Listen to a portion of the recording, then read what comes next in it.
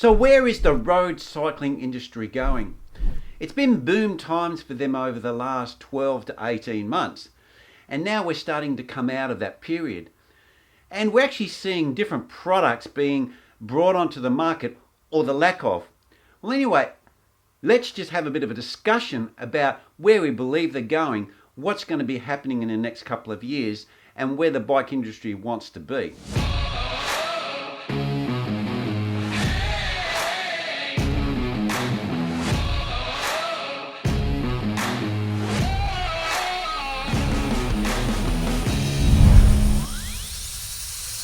With the pro peloton getting back to full steam in 2021, we're seeing the reduced use of rim brakes, and we're actually even seeing the introduction of non-tubular wheel systems, which are basically a clincher or hookless type of technology, and they're also trying to develop inserts to kind of give a feel for the pros that's similar to tubular tyres. So this is actually a very significant change in technology. We've had bikes that have stayed fairly consistent over a long period of time, and a lot of that is being basically restricted by the UCI, because the UCI actually restricts the development of aero bikes. They have very restriction on the tube sizes, and also they were resistant to disc brakes coming into the pro peloton for some time. And remember, we had all that fiasco about they're like a knife and they're going to get hot and they're going to cut into your skin and all that sort of stuff, which I think was just a little bit of drama that was being brought by the actual riders, because I didn't really want to switch to disc brakes. But anyway, most of the teams are running these bikes now, and this is starting to reflect in the consumer industry. So if you're in the market for a new bike in 2021, your options are limited. And if you specifically want a rim brake bike and you want it to have a normal type of stem setup, it's becoming increasingly difficult if you're looking at the high-end models that are on the market. So what the manufacturers are doing, they're pushing integrated handlebar systems, they're pushing disc brakes, and they're doing this by limiting the access to bikes without that technology. Now, the problem with this is, I understand that there's new tech and they want to develop those new tech, but what it's doing is for the consumer, it's limiting bikes to a very specific choice. So, you're going out, you're spending 10 plus US dollars on a bike, but they're saying, no, we don't offer that. No, we don't offer this. That size is that size, the handlebars are that way, and you only can have these sorts of rims with the bike. You can't change them. You can't have anything like a tubular or anything like that. We're not making that stuff anymore. That's old technology, and everything we're putting on the bikes is all better. And the pros are riding them, and that's all good. So, we know better than the actual purchaser. Now, where I've got this is, yes, I know we're not all pros, and a lot of people argue, why are we having to worry about, all of this lightness and everything like that and performance? But it's not about whether we can actually perform. It's like buying a Ferrari. You're not going to drive a Ferrari unless you take it to the track to its limit. But you want to be able to have that car and enjoy how that car drives and feels. It's the same with a bicycle. I want to have a bicycle that's a top-end bicycle, and it changes gears, it does all of the things I want it to, and it feels racy and it feels performance, even though I'm not going to be riding anywhere near as good as the pros. And also I'm spending X amount of money to get that, but what they're delivering is something, not that I want, but something that the manufacturers want us to have. And there's a number of reasons why they're doing this. Now, the main reason why they're doing this is they've made a commitment to disc brakes. Now, with disc brakes, the whole bike needs to change. It's not just a matter of fitting them. The actual design of the layup, where you put the anchor nuts for the disc brake calipers is different. They don't need to have that center piece that crosses the seat stays anymore. They can get rid of that. They can also get rid of the hole and everything in the fork. The forks have to be designed differently because the loading on the forks is completely different. They're actually putting all the hoses and concealing them, which is nice for looks. And they also are making the actual back of the frame much wider to to accommodate the disc brakes.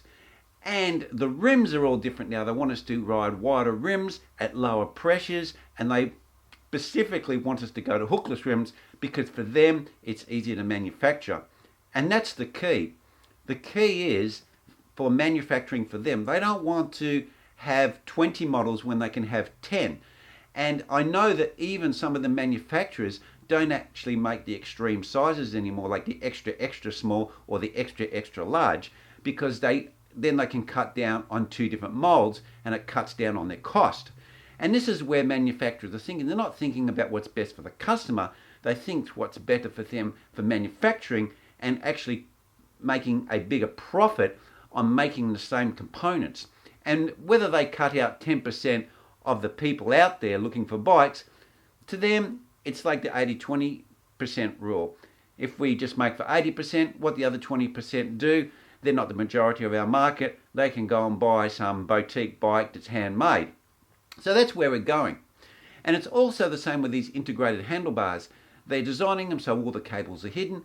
And let's face it, when you walk into a bike shop, you see a bike where it's all concealed, it looks very neat. But when it comes to fitment and you're a serious cyclist, this is actually a really big negative.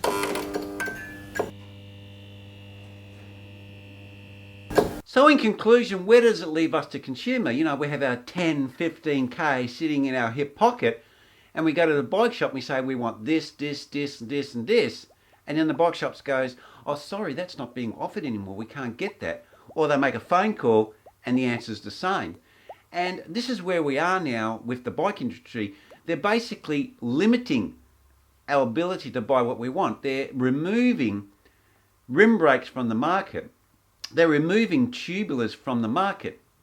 And they're also trying to kill the aftermarket components where we have seat posts, stems and handlebars by actually making these proprietary integrated parts that belong to the frame.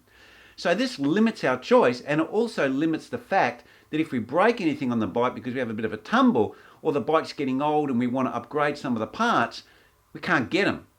Or if we want to sell the bike, it can't be modified or changed to fit the second owner. And I think this is a bit of a selfish thing by the industry. I understand why they're doing it, because it means that they can make less parts, and also it means that when that bike breaks, you have to go and buy a whole new bike or a whole new frame. There's no going and fixing up the old one because, oh, sorry, we don't make that seat stem anymore. Oh, sorry, we don't make that integrated handlebar anymore. Oh, sorry, we don't support that bottom bracket anymore. Oh, sorry, the disc brake spacing at the rear of the bike is now wider. Sorry, we don't support that narrower system anymore. So this is where they're going. And I think it's pretty poor because they're not offering a option for people who've got a significant amount of money in their pocket. And the other thing that also does, if I'm a person and I want to restore an older bike, then the manufacturers of components who are making group sets, while they're going to make rim brakes, when all of the new frames are disc brakes, they're not going to make, a special component just for me who's a retro restorer for a bike, because we're probably in a very small percentage. So we get, the frame builders are driving the whole market.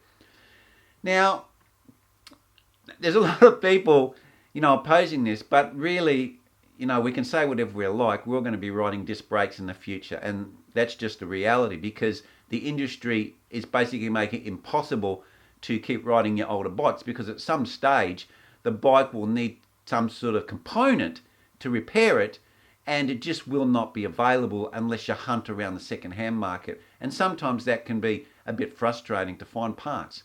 So that's where we are, guys. Now, let me know what you think about all this restriction of components by the manufacturers. And I understand business is business, and they don't want to be making 100 different parts when they can only make 20. And that's the big driver. But, when you're spending, $10,000 or $15,000 on a bike and you're not getting choice, this is basically the bike that comes in the box. You want to change it. Sorry, that's the way it comes. It's pretty poor when you're spending that type of money. It's not a Kmart bike. It's not, You know, it's not a just round the corner bike shop bike. These bikes are, you know, they should in some way be able to be customized to fit you. And I don't think that the bike industry is going that way, especially with the integrated handlebars and the type of integrated seat stems that they're actually fitting to these bikes these days. Well, that's where I'm going to leave it. Leave your comments down below, and I'll see you next vid.